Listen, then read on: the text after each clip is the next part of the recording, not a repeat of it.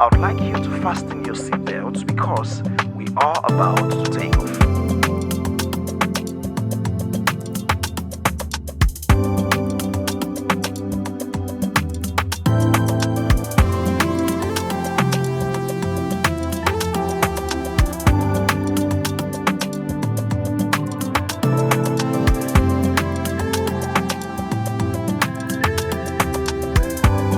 Ladies and gentlemen, welcome on board. It's K Global, everything aviation.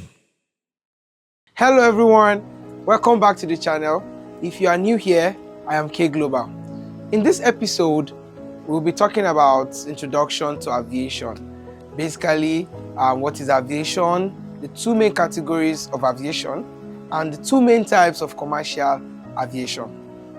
So, what is aviation? Yeah, in simple terms, aviation is transportation by air or air transport, but the scientific definition states that aviation is the practical aspect or art of aeronautics, being the design, development, product and use of aircraft, especially heavier than air. The word aviation was coined by a French writer and former naval officer, Gabriel Lalandel, in 1863, from the verb aviare, which means flying.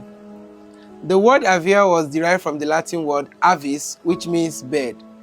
Later, the word Asian was added as suffix to coin the word aviation.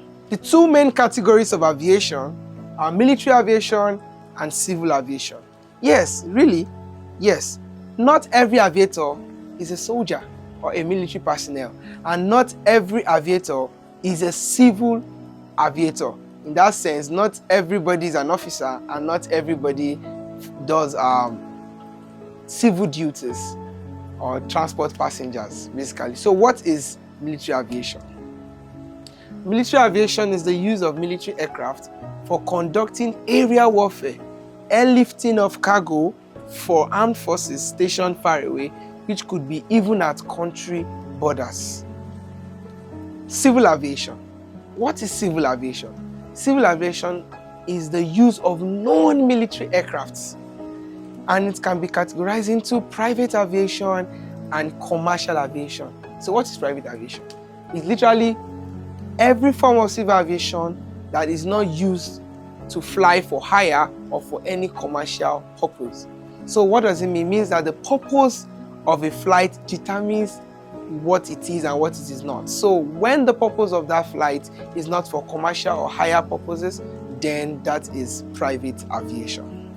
There are two main types of commercial aviation, which are general aviation and scheduled airline. General aviation includes all non-scheduling civil flying, both private and commercial. This may include business flights, air charter, private aviation.